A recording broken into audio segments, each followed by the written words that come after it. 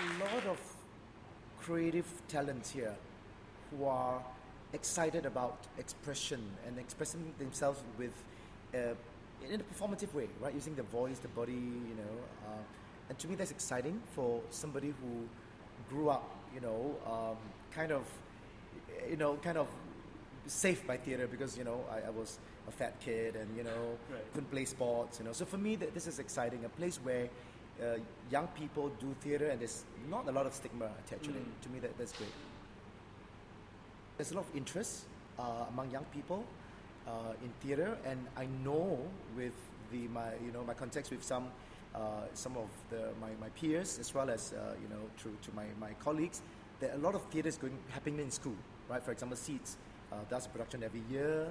I know a lot of schools like Matab Science, Matab Duli, and they all have productions every year.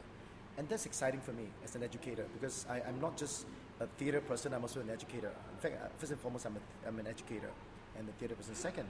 So that's to me really exciting. It means that theater is viable, that theater is something that, that can be sustained.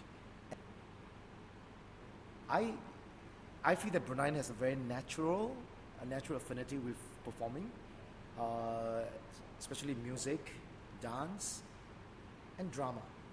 I don't know about the Bruneians' attitude towards sports and other things, but to me, for me, because I work on the ground, it's so natural for so many of them. Some of them, I've met students who are playing music at a rather complex level, and they haven't even had formal training.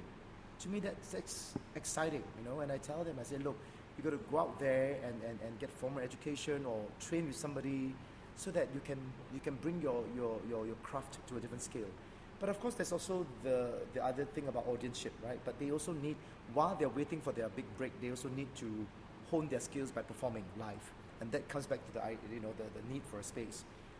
You need a space that is acoustically, can support a live performance.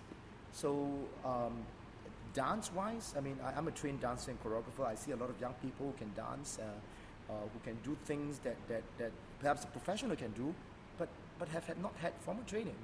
So that's again is amazing.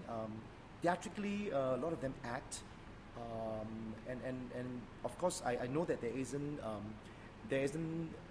isn't established acting schools like Lambda or NIDA, uh, but I think with with the institutionalization of drama training, and I think these young people, can actually find a way to hone their skills. Perhaps policymakers need to understand that theatre has cultural capital, that it is something that you invest in because it marks the identity, the the kind of pride, of a country, of a people, and how that heritage translates into something that can be enjoyed by its own people. I think that is important. When people come to a space and share 2 hours of something that they can laugh and cry with, that something happens, and it actually unite the people in that space and time, not in a kind of nationalistic, patriotic way, but it's like for the 2 hours they saw something that they could identify with, relate to, and in that sense they shared a common journey, a common narrative, and that serves to reinforce their sense of being Bruneian. So that is something very hard to sell to policymakers because it's so abstract. But I think it needs to be articulated, and I'm beginning to sense that there's a lot of interest, with the Ministry of Culture, and people who are in a position to make changes, and they're really interested to kind of find a way, a means of um, supporting artists. I think there is genuine um, desire, but how that translates is another sort of probably another story. When I first came, I was told that, well, we stage a performance and you invite people and you kind of beg them to come. Then I said, well, but why not try sell tickets at $2, and And then my boss said, no, you can't get people to come for 50 cents, you know. I said, well, let's try. And then we sold 280 tickets. And now, 2.5 years on, now there isn't a show that we do here that is not ticketed. You know, I think that is a small step in the right direction. At least on campus, people are used to paying, you know, for a ticket because maybe they've come to accept that, you know, it is something that is worthwhile and that it has a monetary, you know, value attached to it, and that is important for theatre to be sustainable. Even at the price that we sell, still we cannot sustain, we cannot break even, but at least it's a kind of morale booster, you know, for the team, the actors, the directors, the producers, to know that, hey, you know, we sold out the tickets, and then, you know, we've recuperated some cost. I think the next step will be to perhaps monetize, you know, theatre productions, because then you find that it will be easier for the performers and the creative people like directors and script writers to do it on a regular basis. Perhaps some of the money can come from a sort of a sponsor, you know, be it government or private, but then the rest can come from the ticket sales. And that would be, I think that would be kind of like a step towards, you know, a full-scale professional theatre. Because let's face it, the arts cost money.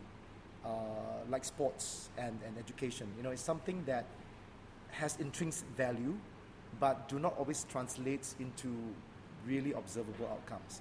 And people need to accept that, you know. And I think Brunei can afford it, you know. I mean, Brunei is a developed country. It has a lot of material wealth. It is very privileged, you know. There are no major natural disasters or man-made or otherwise, and people are quite comfortable. And I think, and therefore they can afford to invest in theatre. And I think that would be so much, I think, more enriching for the social and cultural landscape here. You know, I think the country should invest in things like theatre and art and music, because then you are maximizing their potential. I mean, you know, there's a lot of talk about Wawasan 2035, you know, about grooming a nation which is educated, artistic, you know, who are kind of elegant and cultured, and, you know, and this is what we're talking about. Not just people who live comfortably, but people with you know, with desire to create and to innovate and to express themselves in ways that are moving and that kind of move people in ways that are unique to their, you know, to their culture and to the country.